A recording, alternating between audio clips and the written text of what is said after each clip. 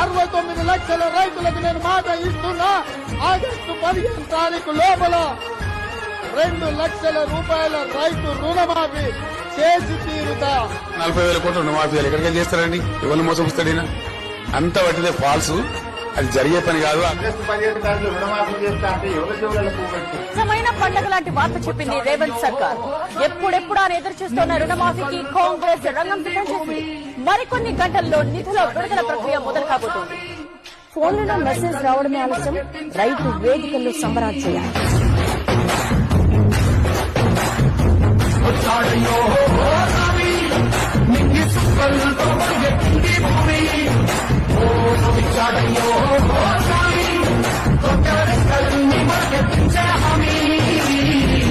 సుత్తి పలుగు పారా తీయండి, మన కష్టం సుక్కలు కుంకం బొట్టుగా పెట్టండి.